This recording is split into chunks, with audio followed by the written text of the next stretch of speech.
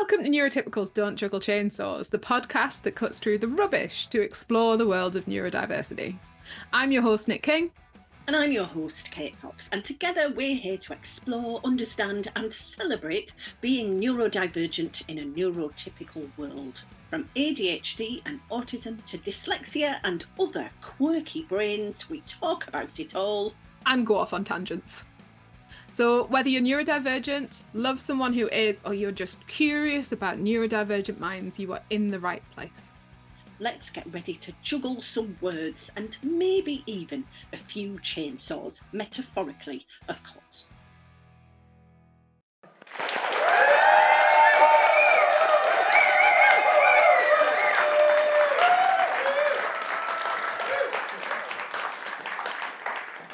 Welcome to Neurotypical's Don't Juggle Chainsaws live.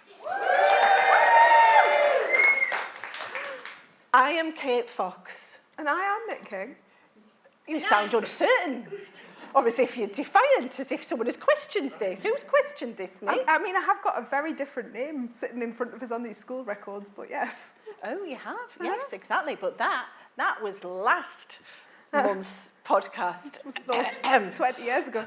Oh, we're doing a timey-wimey thing because this is actually the second half of our live recording. We can admit to that, can't we? That we did a schools one, like in time that you're listening now, if you're the podcast audience. Oh, honestly, it hurts my head when I do this. So podcast audience, you're listening now and some time has passed, like some weeks, but for us here, no time has passed, well, just 20 minutes, and we had a break, and it's all very Doctor Who. I should be more okay with this. I love Doctor Who. This isn't even like acting. She gets genuinely upset that like the stuff that we record to when you listen to it can actually be quite a long period of time. Not always. Some sooner than others. Have we ever done a podcast on the topic of time, actually? Because time, you know, like ADHD people experience time literally completely differently than other people, and many of us are time blind. Time is eternally confusing, which is why all my references are still from the 80s. If I name a swimmer, it'll be Duncan Goodhue.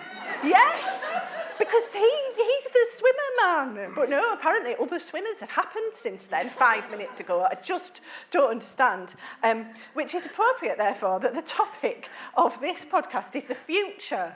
So that's good, because none of us are in the future. We're all together in not being in the future. We're all in the present. Are we? I mean, it depends whether they're listening or here. If they're here, they're in the present, and if they're listening, they're in the future. No. If they're listening, not here, they are still in the present, but it's their present. We're all in the present, all the time. Kate has a show about times. What would it look like if, like, the rest of the world looked like this room? Like if we were the majority group? Well, you were saying, Nick, before, and I have a very vivid memory of when I did Bigger on the Inside here back in August 2023, and a big part of why I have then made the neurodivergent speaking out my mission is because for the first time in that room, I experienced what Sasha called a neurodivergent congregation in the room. Because at that point, towards the end of the pandemic, there were more late diagnosed people, they were getting together, this theatre has a history of it, and there was a feeling in the room of, there's more of us than there are of them. And it was very exciting and liberating. And that's a feeling that you often have because you're all the time surrounded by neurodivergent people. Yeah, I get very confused when I go into other rooms and I'm like, oh, this isn't the room. This isn't the room that we share random thoughts. They don't want that. This is also why I'm not employed. This is why it's got to be me and the panda.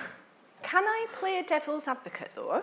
Because it sounds like what we're potentially almost enjoying the thought of a little bit too much, and this is your actual world, and it's becoming more my world, not completely.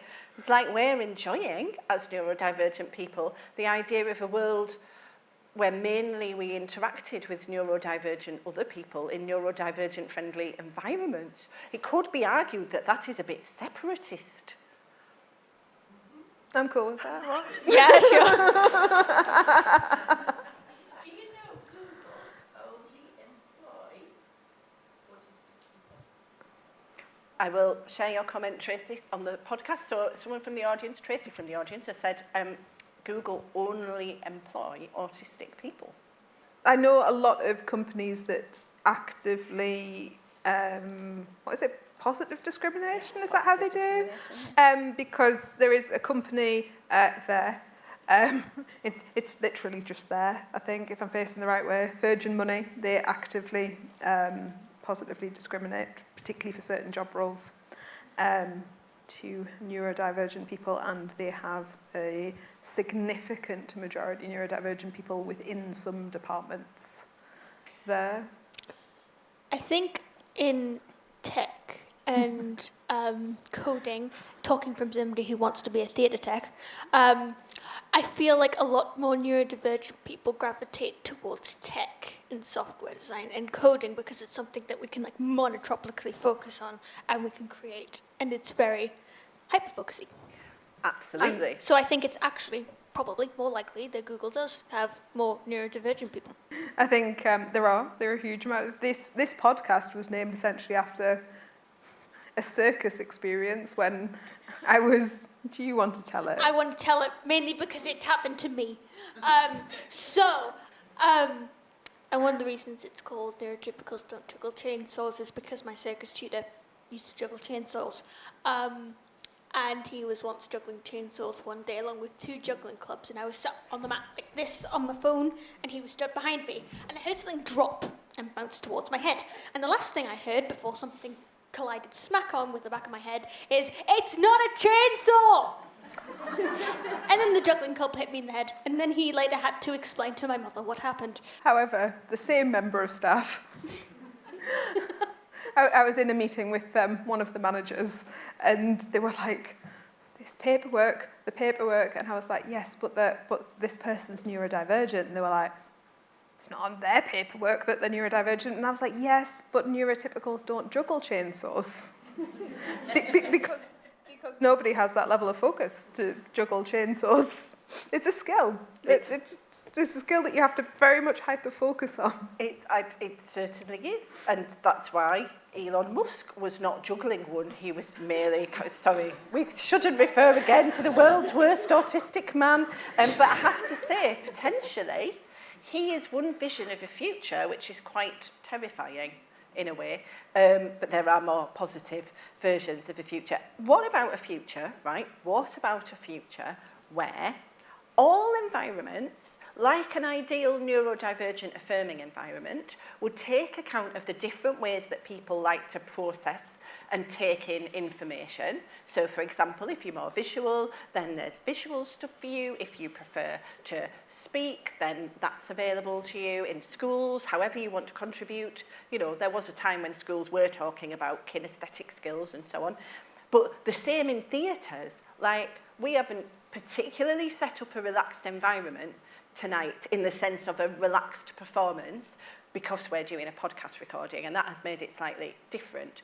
Had we been doing so, right, but this should apply for all theatres, we could have had it that if you needed to, or if you enjoy doodling or crocheting or knitting, that you felt totally okay to do that. And if you were bored halfway through, and actually this does apply to you, podcast audience, you just sort of walked out quietly.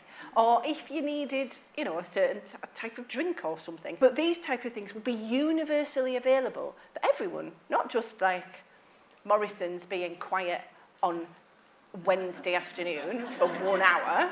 Not like that. Everybody surely wants Morrison's to be quiet all the time, or not full of 27 tannoy announcements and lights flaring. Shouldn't the whole world be neurodivergent affirming, and then that would be good for everyone? I don't go to supermarkets, ever. And I think this is the thing, you know, if we're thinking about schools and this idea of we're preparing for young people for the future, if we were being prepared for the future in the 90s, Tesco weren't delivering there wasn't an app for that. And now there very much is, and now I don't have to go to the supermarket ever, and that is a good thing because they are bad places, where they are hot and they are cold, and there are people, and there are lights, and there are tannoy announcements, and there's smells, and it's awful. It's awful. That's why there is an app. It is terrible, but there are extra tasty chickens that are ready cooked there. And this is good. Just saying. To move on to other future things, Ed, would you mind bringing some post-it notes? Pass us And a we'll have a bit of post-it. a reading out. Oh, this one says we need to educate the educators. Maybe in the future. I mean, that's kind of what you did. I do try to educate the educators, unfortunately. They tend to want 20 hours worth of training in 2 hours. Look, this one says, can I be friends with both of you? It worked for Nick with me, but that's very, very rare. I have enough friends now. Oh, that was not nice of... No, it wasn't nice sorry. of you at all. We meant yes. Yes. Actually, yes, because we are now all friends together in the neurodivergent congregation, which means essentially everyone in the world we are friends with apart from Elon Musk. Where do you find neurodivergent tutors? Where do you find them? You find them in forest schools, you find them in circus schools, you find them running online tutor groups, you find them in alternative provision because they have found each other and they have gathered and they have congregated and they have made a space that is safe for them and has therefore created a space that is safe for young people. There you go. Well said. What is alexithymia? Or is that, so I feel like I'm saying it wrong as well, because I said alexithymia, but I like how you say it better, alexithymia. In summary, it is a difficulty, well, you said it better, but a difficulty articulating your feelings or knowing what your feelings and emotions are, but it's also slightly more complicated than that. There's a really good book called The Alexithymia Workbook by either Laura or Lauren Neff, that I have just had heavily recommended by a friend that I talk to a lot about alexithymia, and I've just downloaded it. So this is headed, intriguingly, controversial question. Do you think you could have achieved everything you have and be where you are now if you were diagnosed in early childhood? Broadly, no. Though I think there was something about that kind of... No, but it is really complicated, actually. Because I grew up in a home where there was a kind of absence of support within the home and the family, and therefore I looked outside of my family for support, and I found it in school, and in a school that in certain ways suited me, and therefore I was able to go through the educational system in a way that took me to things that I wanted to do. And having early diagnosis would suggest to me that there was... This is a paradoxical way of answering this, that there was support around me that there was not. I come from a very clearly now very, very long line of neurodivergent people. I often joke about the fact that we are directly related to George Stephenson, and there is nothing more autistic than inventing trains. However, now, knowing what I know now, I can very clearly see that not only did at least 3 generations of our family not necessarily associate themselves with the word autistic or autism, because quite frankly my grandfather would have been 120 years old now, but they knew they were different, and they also carved out a bit of a lifestyle that was different, and they were comfortable with it. So how I grew up, which we would now frame within a very neurodivergent affirming household, was my normal, which kind of puts an interesting perspective on how I viewed myself within that. So I actually don't know if it would have made a massive difference to how I am and where I am now if I had been diagnosed in early childhood. I do have, if we're talking about the future, I do have a bit of a vision of the future. We are diagnosing children currently en masse. I would like them all to be diagnosed as early as they possibly can be. But I also feel like they need to understand their identity, they need to understand their community, they need to understand how us as autistic or neurodivergent people work within the world and how we have to work with the world. And if we are not giving young people that, why are we diagnosing them? So, Here. yes. Yeah. Would anyone anyone like to ask a question, by the way, in a roving way? Yes, so could you please... I must have done something wrong in life because I'm now a bus driver, which is probably the worst job to be in as an autistic person. So, I mean, in terms of finding suitable work is quite difficult. And I want to sort of know if you or if anybody else in this building knows of what the future of work is, or for yourself, that you might answer that question, or, you know, what employers are making changes for people who are neurotypical and neurodivergent. So yeah, that's kind of where I am. And also just, you know, seeing as I'm only going to get this space worldwide, just be very, very nice to bus drivers. It's a very stressful job. All right. Thanks very much. I always say thank you. I say thank you, I say. I just don't get on buses. Don't get on, good point, don't get on buses. You have to, yeah, exactly, you have to go out on a bus every day.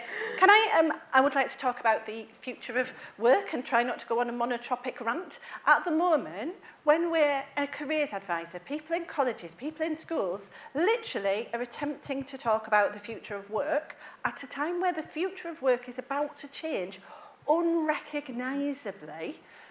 Mainly because of AI, it's going to sweep things away. Brackets don't even mention the Third World War, but AI is going to change so many things. So at this point, anybody talking about the future of work without acknowledging that is just kind of whistling into a void, including schools who are training people for jobs that are not even going to exist. And buses, are we going to have buses for much long? Not really. There'll be self-driving buses, so at least you won't have to go on a bus anymore, I suppose.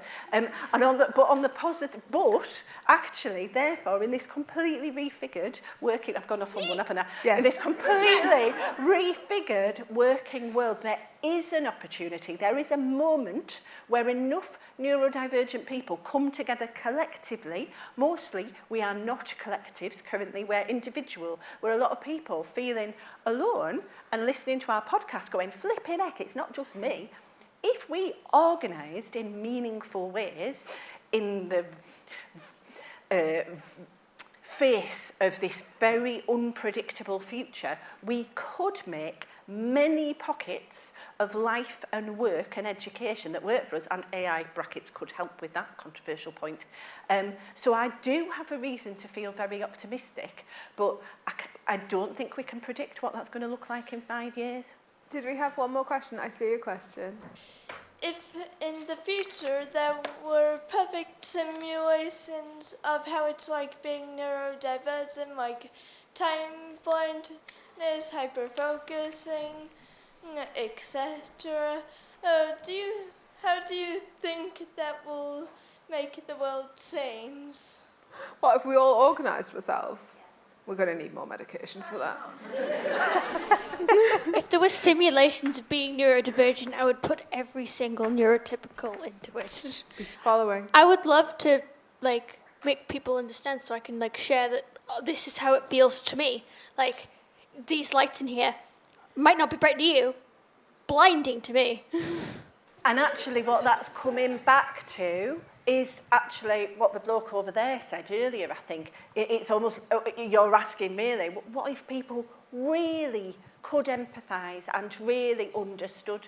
And I think you're right, it would probably take something as dramatic as a simulator, because at the moment, one of the things that all of us who are neurodivergent grapple with is that many people who are not, they don't really understand. They expect us to be like them, and they haven't really got their head round the idea that not everybody is like them. Generally, neurodivergent people do really know that much more than other people, because we already encounter this every day. So my idea is not a simulator and drugs. We drug everybody with ecstasy, but a bit safer, and increase levels of empathy, and then the world will be better. Right. I'm on ADHD meds. Yeah. Can I be Prime Minister now? I've got a sudden urge to increase my liability insurance in the future. Exactly. I'm aware of time. One more. As ever, despite the time blindness. One more. Well, this would be a very beautiful one to end on if we both answered this one, actually. And thank you so much, all of you, for your post-it notes, your questions, your engaging. You know, the conversations can continue. Both, I mean, hopefully, I love to see neurodivergent people getting together in various ways. We've got a group in the front row who gather and come to outings and things together, and I think that's really valuable for them. I run writing groups. Oh, I run writing groups. Sign up to my mailing list. katefox.co.uk, do it somehow. I didn't mean to do a plug there, but actually do. You know, there are support groups starting. There are things beginning. The future is. And I know if you prefer to be on your own, you're like, oh, flipping heck, do I have to be with people? But there are different ways to be with people. You can be with them, but in a Zoom room at a distance. So I feel genuinely optimistic. As we gather more, things will change. Go. Okay. The question was, did you have a specific teacher that had a positive impact on you and your time at school? And what did they do? I feel like my answer would be the same as it is for so many writers. An English teacher. Oh, a strange thing is happening. I'm having feelings, like literally feelings. Okay. Oh, that's weird. It's like constipation. It comes up on you. No, honestly. Mr. Burton, my English teacher, and what he did, I mean, there were multiple English teachers actually who were important.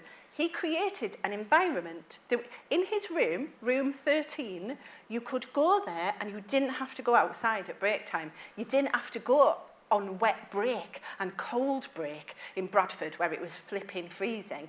We could make the school magazine, which I did. So you've read The Sun, Eaten a Galaxy. Now enjoy The Moon. It was called The Moon. And he let us creatively play. There were kind of books there. He accepted the group of weird geeks who obviously went to room 13, because there's always a group of brilliantly weird geeks who congregate in the library, or the equivalent of room 13. And I wish everyone to have their very own room 13. And I feel like you're growing up in a room 13, and lots of room 13s, and that's brilliant. Yes, I am. Yeah. Yeah. Mine was also an English teacher. Must be something about English teachers. Of course. And I think it was just fundamentally somebody that could very easily read my body language without me having to go to them and tell them something. And they knew something was good, bad, or otherwise without me ever having to like communicate a feeling or a thought. That's huge. And do you think they were possibly neurodivergent? Having seen their grandchild now, I think possibly. Yeah. Yes.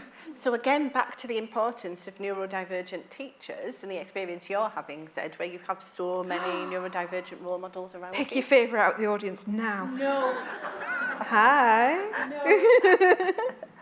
Absolutely not. Someone needs to move towards the inspiring monologue. And I did my inspiring monologue about AI and stuff. I've done that, but it just went off on one. It might have to be you. It'll have to be me. Yeah, yeah. If I had a crazy vision of the future, and it is one that I am trying to slightly curate, is that all the young people who are currently getting diagnosed go through life with an understanding of their strengths, their needs, and their identity, and have the ability to not only have self-acceptance but some advocacy against systems that they may face that we might never change.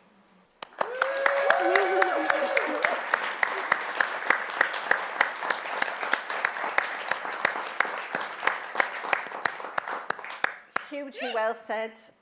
Zed, you have been an absolute star. Can we give a round of applause to Zed for their role as roving voice of the future?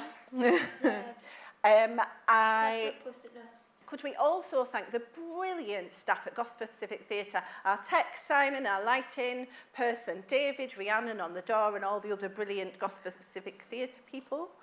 I hope they're feeling this. And a massive thank you to you, the audience, for being, once again, and I know some of you will be, neurotypical, sympathies to you, but neurodivergent, mainly, congregation. Thank you again, everyone. Good night.